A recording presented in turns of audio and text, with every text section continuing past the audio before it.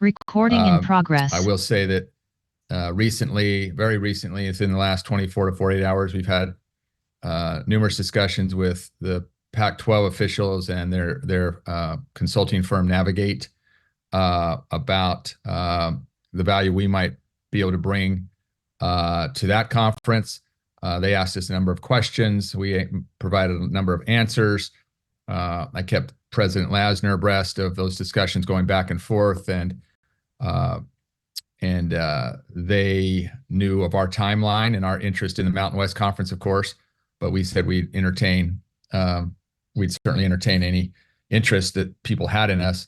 And so after being involved with a lot of discussion back and forth, we asked them to let us know what they thought one way or another as soon as they could. And they let us know this morning after a Pac-12 meeting that we were not going to be extended an offer. One of the things they cited is the exit fees, as you know, in the conference are $17 million, and then the poaching fees that the Pac-12 would have to pay for each additional team they bring in is stair steps down $500,000. But for a sixth team, I think we'd be a sixth team perhaps, it would be $13 million. So all total would be 17,000 in exit fees and 13,000, or 17 million in exit fees and 13 million in poaching fees for a potential of $30 million. So as they said to me, the cost benefit of bringing a Mountain West team in and Hawaii just didn't seem to satisfy the lawyers and the finance people, and so they elected not to extend us an offer.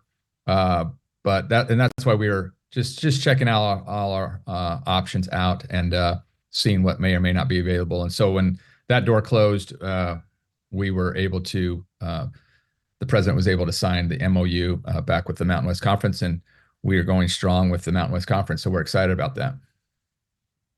Any questions? Yep. We'll go down the line. Stephen, you're up first.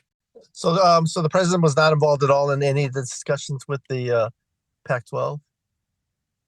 Well, not directly. I was the one talking to Navigate and also to the Big 12 officials, but they put us over towards Navigate because Navigate had a lot of questions, and then Navigate advised their officials. So, yeah, it was a three-way conversation, but I was the one talking with them and then relaying the information back and forth from the president. Does that mean that the president acted unilaterally in deciding to accept the offer? To pledge to the Mountain West, or were you part of the consultation committee? Or? Oh yeah, I know him and I talked a lot over the last 2 weeks, a lot over the last week, a lot over the last 24 to 48 hours about what options were available to us. And so yeah, it was a collaborated effort for sure. We all agreed on which direction we had to go, or eventually went. So no, it was certainly a collaborated effort between the two of us.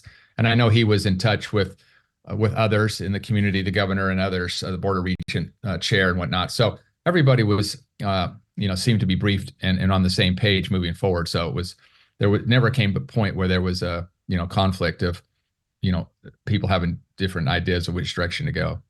Well, and if they had extended an offer to you, which way would you have gone? It's hard to say. There was pros and cons each way, because again, the financial piece is probably the most difficult piece for both sides. So would they have paid the $30 million, so to speak, the 17 plus the 13 would they have asked us to come up with some of that? Would they, we never got to that point of what that equation would look like, but certainly that would be the biggest indicator of whether you can go a certain direction is the cost that would have been associated with it. So we did not get to that point of deciding which direction would be best for the university, because we did not have that option in front of us at that time. All right, Brian, go ahead.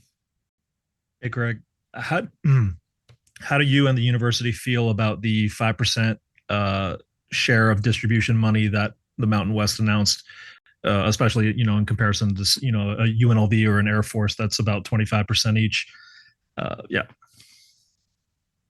Well, that's the difficult thing to going forward is we understand we're an affiliate member of football only, but as you know, at the revenue distribution plan, football is the majority of the conference revenues. I think we get 85% of all conference revenues. So there seems to be different methodologies for calculating things, and that was the calculation in this particular situation. So we certainly would have liked to seen more, but we certainly accept our share, and we'll be good members of the Mountain West Conference going forward.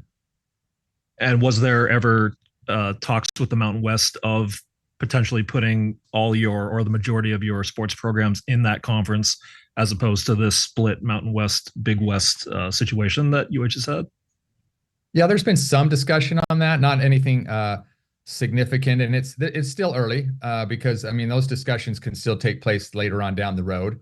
I think right now it's all about just solidifying the 8 teams going forward and what that looks like. So that has been discussed a little bit, and I'm sure after things settle down, that can continue to be discussed. I'm not sure which is best for our programs, whether it be to have that split program or whether it be all better to be unified. There seems to be pros and cons with that, and certain costs and whatnot associated with that. So, but I think that still can be discovered or discussed down the road a little bit. There is an exit fee to also get out of the Big West Conference, which is $750,000 for an exit fee to get out of the Big West Conference too. So there's just a lot of things to consider, but it's a little early to talk about that. Now, certainly Mountain West, has had a solid basketball reputation with the previous schools before they left, and so that was always a conversation we'd had even when I first got here. Is what's the appetite of going in all sports to Mountain West, just because of the enhanced basketball landscape that they have over there. But certainly that would come with additional costs too, and would we have to pay subsidies like we do in the Big West? And so there's some questions at hand that still need to be answered. But yeah, that has been talked about a little bit, and also the reduction of the subsidies that we pay in the Mountain West has been talked about going forward also. So those two things are continue to be on the table going forward as this is once this settles down a little bit. Thank you. All right, Rob, go ahead. Hey, Craig, you just mentioned the subsidies. What is it right now? Because from my understanding, it was only the original Mountain West members that the University of Hawaii would take care of as far as travel subsidies. So now with some of those members leaving the conference, what is left for the University of Hawaii to take care of in regards to travel subsidies and any incoming programs that join the Mountain West from here?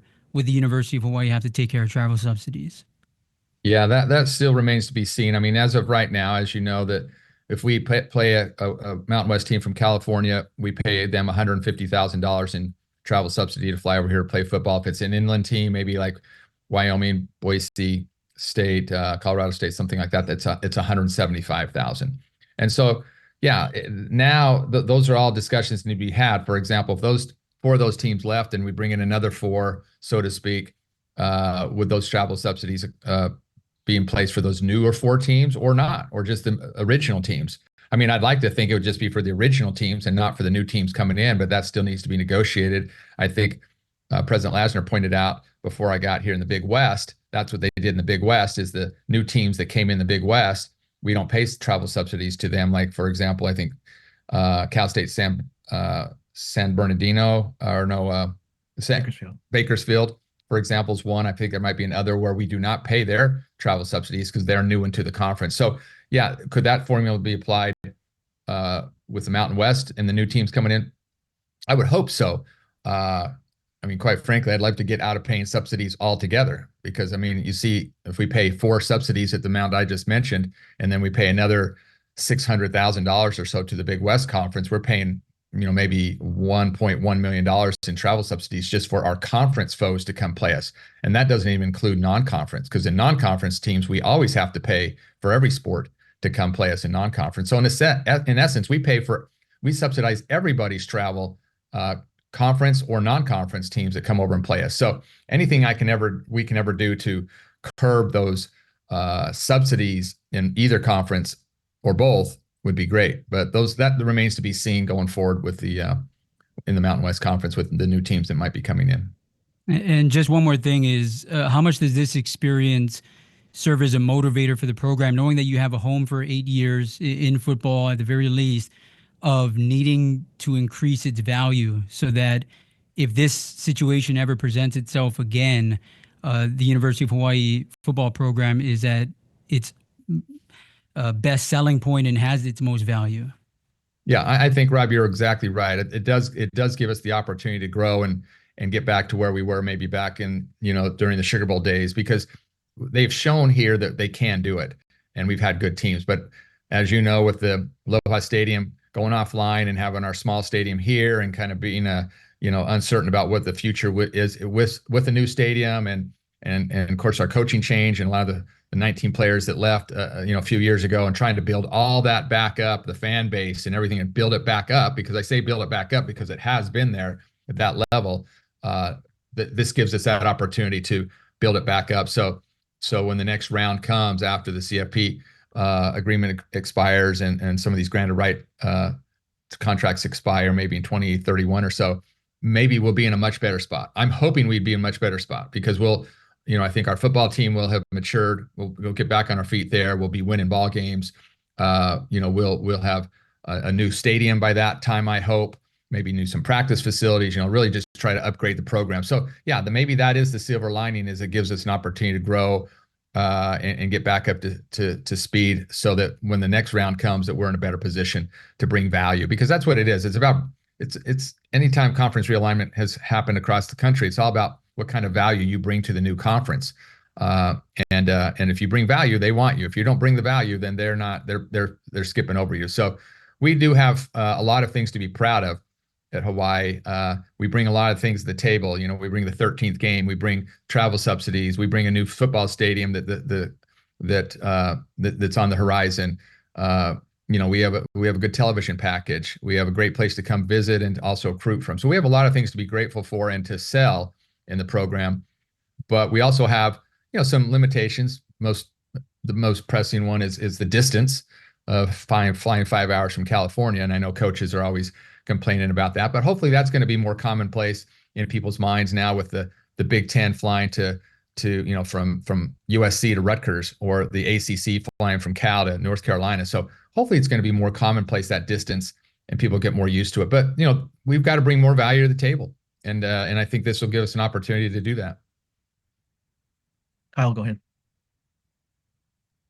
Yeah, just kind of jumping off of that question as far as value, but just kind of in the immediate, this news cycle of conference realignment and things and all that has just kind of consumed the world and the world of college football. How much of this signing this agreement kind of set the focus back on the team, set the focus back on the season, on the athletics department, as opposed to thinking about where are we going, who are we going with, things like that? Yeah, it's good to have stability back again. This is opportunity to continue to grow, but yeah, I mean, it has been, it's distracting, because you think of worst case scenario, do we have a home? I mean, we need a home. We need 8 games. People say, well, why don't we just drop off and be an independent like BYU did? But keep in mind, when BYU did it, they were getting $6 to $7 million from the ESPN to fund that program. Keep in mind, our distribution in the Big West or Mountain West is about $5 million a year. So they were getting, $7 million, $6-7 million a year, and also ESPN was helping them find games. The difficult thing with being an independent is trying to find games in October and November when people enter their season. Certainly, you can always find games in September, but the 8 games you need from a conference is very important. And going independent, you would have to get independents to us to go fly to, but also to come to the island, unless we're going to go 8 straight on the continent, and that's hard to do, especially during their season. And so that's a tough avenue to take, and wonder whether we could ever do that. So people say, yeah, it's just so easy. Just go be an independent, take this opportunity, play that 6 o'clock game every Saturday night, the Chase game, try to monetize it, but it's just not that easy. And so being in a conference is so important. And so we're very, very lucky to be in the Mountain West Conference, because if you're not going independent, then you better be in the Mountain West or the Pac-12 or maybe Conference USA or something like that. But you need a home. And so that's why we're happy to have a home and continue to grow in this home and have 8 games and have people to play and be able to contend for the conference championship, which might even be a little, maybe a little easier maybe to contend with the new conference champion, or for the conference championship, maybe with the new with the new configuration, perhaps. I don't know. We'll have to see. But that's, getting that solidified, so at least we can get back to being on track to try to grow our program. Then that's a good feeling to have. Everyone needs a home. Josh, go ahead. Craig, you kind of mentioned value a little bit. One of the things that was signed in the release, the grant of media rights, starting in 2026. Media, television is one of the big talking points in college athletics nowadays. How does that grant of media rights potentially impact not only the University of Hawaii locally, but where the conference sees itself going to market starting in 2026? Yeah, I don't know as much about that. I know that as it relates to the University of Hawaii, they want us to, join in on that to try to bring value to the overall Mountain West contract going forward. So with our Spectrum deal right now, it runs out next summer of 2025. We have been talking with them about seeing if we can extend it 1 year to take it to 2026 so that it aligns with the new Mountain West contract, to see if we can, bring everybody under the same umbrella and if it brings us value. So that's the kind of direction we're going right now. But again, I'm not sure where we go at that point. I mean, hopefully we're all locked in for the next 5 or 6 years with that grant of rights agreement that we're all going to get to soon. But I'm not sure what that would look like. But I do know that they have asked, and we would like to see if we can align our television rights with the Mountain West for that 2026 contract, to see what kind of value that brings to all of us. And my last question, being an affiliate member in the Mountain West, how much of a say will Hawaii have in what the Mountain West needs to do to grow to 8 full members and however big the conference wants to get? How much of a say will Hawaii have in it? Well, I think we have an equal say. We talked about the distribution model on that side of things, and that has varied from depending on what the circumstance is. But as far as our say in there, I think we would have full say. We have a working group of athletic directors, the 8 of us now, or 7 of us, I should say, that meet together now and are talking about that with our commissioner. I'm sure she has, she's more into it than we are, but she does advise us and we do talk about it. So no, I think I think Hawaii has a full say in that. I know I speak up at these meetings. Sometimes they don't want me to, they're probably tired of hearing me speak at times, but I have not been told otherwise. And I feel like we are all working together as 7 ADs going forward, even though we're only in with football. But keep in mind, football, like we said, is 85% of the revenue that comes into the conference. So we are still a big member of that and are well heard and well respected. Christian, go ahead. Hi, Craig. How much do you think these last few weeks have been a reminder of, the dog-eat-dog nature of current college athletics? I think a lot of people thought that, maybe a merger would make sense between the 2 Pac-12 schools, but, now it's 7-7 between these 2 conferences. So, what has your experience been like with that? Yeah, it's interesting because you're right. We're at a standoff now. We each have 7. Where are we going to go now? It doesn't sound like anyone's from the Mountain West is leaving to go in the Pac-12 now. So we have 7 and 7, and where's each conference going to go to get their 8th or 9th or 10th? But it is a dog-eat-dog world now. It's it's just like it has been when Oklahoma and Texas left. They took Big 12 by surprise when they did that, and on with the Big 10 and whatnot. And I guess we as ADs don't take it personally. Like I was in AD meetings out here this earlier in the week, and I run into these guys that were in our conference: San Diego State's AD, Boise State's, Utah State's. These folks that we were all together in one conference at one time, and now we will be for the next 18 months. But of course, now things have shifted. But we understand that it's business as usual. It's not who you are; it's who you represent, and you've got a fiduciary duty to represent your institution the best way possible, and so that's what they all do. But it is unfortunate that there is really no collegiality anymore. There's no travel partners. There's no, it's all about money. everybody, all this realignment in the last 5 years or so has been about one thing, and that's been about chasing more money, and generally it's the media contracts. And so, it'll be interesting to see how this all plays out. Even in the bigger conferences, the SEC is, and the Big Ten is USC going to used to be at the top of the Pac-12 all the time. Are they going to be content with being 6-6 every year, and not being the toast of the town? Is same with Oregon or some of those, or Texas and Oklahoma. Is Oklahoma going to be content with a 7-5 season every year now, before when they were the toast of the town? So we all chase the money, but it'll be interesting to see the practical effects it has on everybody and their fan base and their coaches and everybody else as this settles in, as we've chased the money. But yeah, I don't fault anybody. I mean, it's very collegial among the ADs, knowing that you gotta represent your interests. But it is kind of unfortunate when you think they're on your side and then they flip to the other side, and it's like, well, wait, you were in the conversations that we were talking about last week, and now how did that work, so to speak. So it's a strange environment right now, but you just got to keep going. Steven, go ahead. Is the 5%, is that coming only from the Pac-12 situation, or is that also including all football money that the league gets, including TV rights?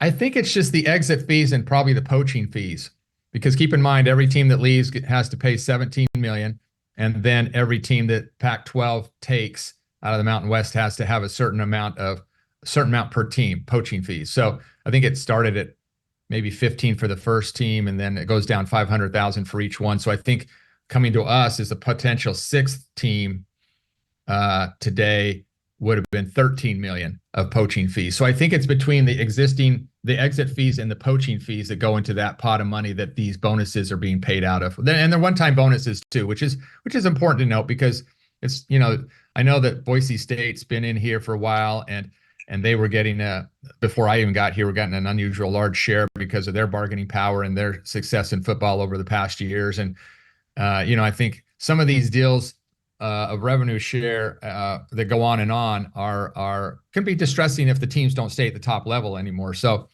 I think it's important to note that these are just one-time bonus payments, and then we'll probably try to tighten it up as it goes forward and see where it goes. Because they do need some money to pay to bring other teams in potentially too. So I think when all that settles in, we got all the teams, you see how much you had to pay to bring in another team or something, then I think, it will retain in the conference reserves. But what happens from there is another story. I don't know. Were these bonuses offered before, I think earlier in the week when there were 8 teams before Utah State left, were these bonuses offered at that time, or are these bonuses only offered after Utah State left? No, from the beginning of when this all started to, before anybody left, they were, well, no, let me back up. I think after the first tranche left, I think that after the first 4 left, I think they started coming into place there, trying to solidify the conference. And finally, does the football team get to keep the whole 5%, or do they have to split it? Is Timmy going to be happy tomorrow, or? Oh, well, the money comes to the athletic department, like the whole revenue share. I think we get $5 or so million from the conference with the revenue share every year. That comes to the athletic department, and is used to be fun. It's just another revenue source that we have, from ticket sales and corporate sales and legislative appropriations and institutional help and conference so it all goes in the pot of money, and then it's all parceled out. So that'd be a no on the budgets. Okay. What's that? That would be a no then. About UH football getting all the money. Yeah, but they seem to get a lot already. We gotta feed the top dog there. And so I don't think they go without too much. It's never enough, but we've got it. I mean, our whole budgets, we've got to improve. And I think that was one thing with the Pac-12 is, will they really get $10 to $15 million in additional or in their media rights deal for each school? And that remains to be seen too. But anytime you can chase new revenue sources through conference realignment or through other areas, that's what we do in college athletics now. I mean, even the Texases of the world and the Oklahomas of the world left to the SEC for one reason, and that was to enhance the the payout to their team. So we're always, I think that's the hardest part about college athletics these days, and it's not unusual today versus 5 years ago or 10 years ago, but you're chasing revenue when you're trying to monetize everything because the expenses keep going up, and you want to be competitive. So it's a tough environment right now, but you just got to keep chasing or trying to monetize everything you can and trying to raise as much money as you can. All right, Christian. Yeah, Craig. On Monday, there was a report from Reddit saying that in addition to the Mountain West and Pac-12, there was some discussion with the Conference USA. How serious were those conversations with CUSA? I know you outlined, some of the Pac-12 stuff, but in terms of Conference USA, what was the deal there? Yeah, there's never been any serious discussion with that. I mean, I think what happened was Reddit was at our Sam Houston State game because I know the Reddit folks, and they were down on the sidelines. I was down on the sidelines. Judy McLeod, who is the commissioner of the Conference USA, I've known her for probably 20, 25 years. And she was at the game supporting her conference school because she lives in Dallas, and they were just not too far a drive. So she drove down for the game. And so she came over, she walked over and said hello, which we all do when we go to different games. We'll go talk to the other ADs or the conference commissioners or anybody, just informally. And so she walked over and we caught up, chatted for a while, and chatted about the industry and, how she had lost 6 teams to the American, a few years ago and that kind of thing, but never had any discussions about, hey, what do you think Hawaii could be involved there? That was never a conversation. I mean, their footprint is so much different than ours anyway. It just wouldn't have been.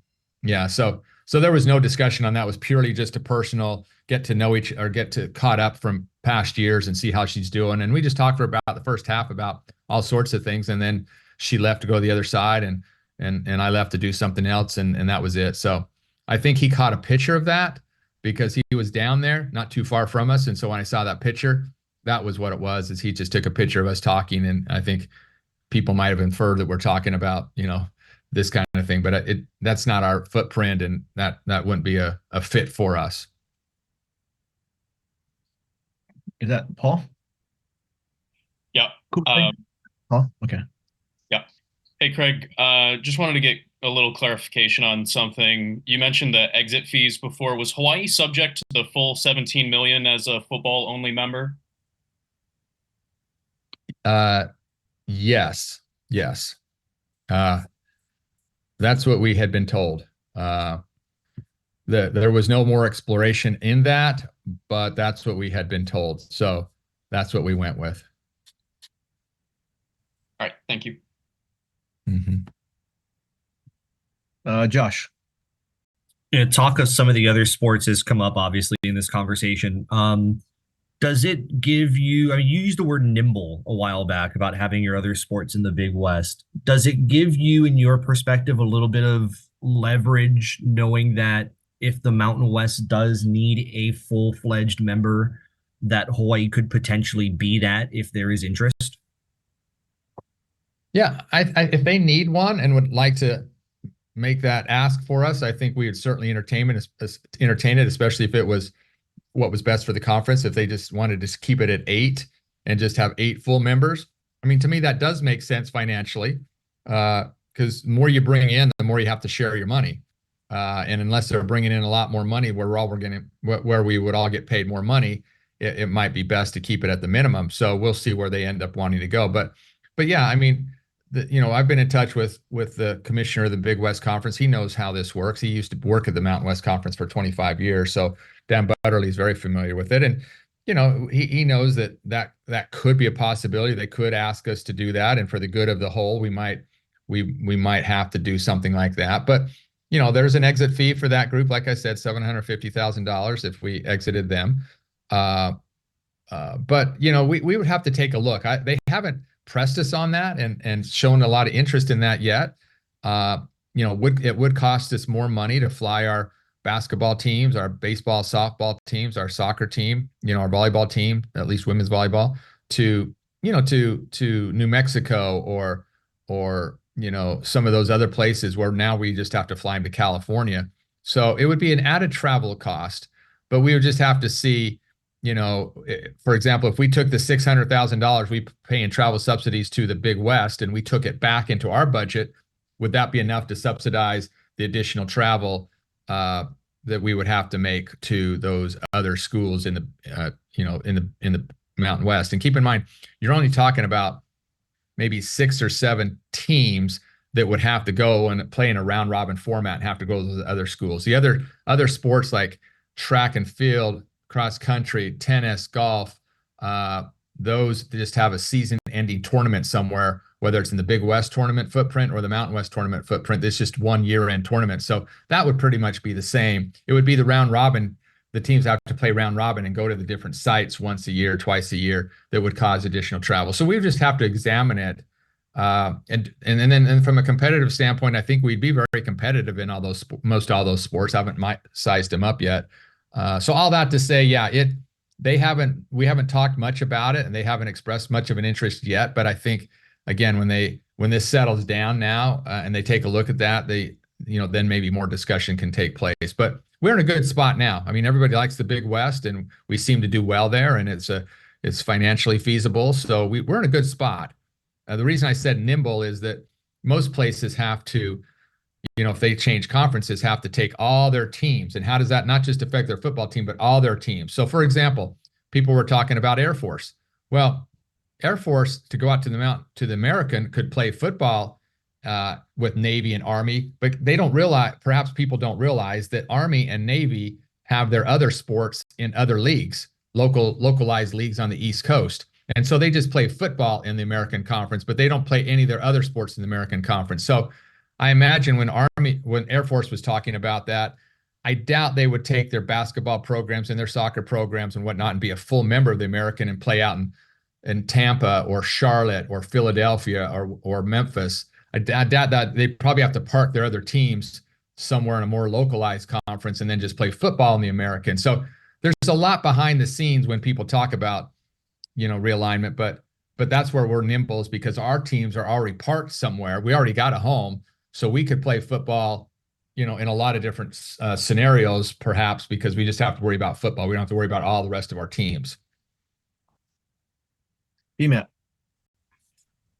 Hey, Craig, is there any indication when you might see any of that distribution money, given that there's that Pac-12 lawsuit that might gum things up for a while? Do you expect to see any of it in the near future? Yeah, no, I don't think they've talked about that in the near future. I mean, certainly I'm sure that, the fees haven't come in yet. The poaching fee thing hasn't been settled yet. That seems like that's going to go to litigation or settlement of some sort. So I think that money's probably out there a little bit farther along.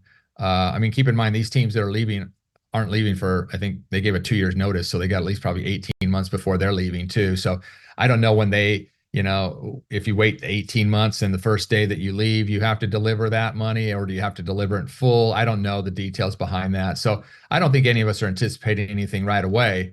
But I think we know it would get there. I mean, assuming that it all, we stay separate conferences and everyone pays their fees and whatnot, then I think we all feel we're going to get it. If something changes, then, that might affect the payout. So we'll just have to see how that plays out, but not expecting anything right away. All right, Craig, I think that's it. If anybody needs a recording, please reach out to me. Otherwise, thanks for jumping on. All right. Thanks, guys. Thank you. Thank you. Thank you, Craig. Have a We'll good one. see you again. Okay.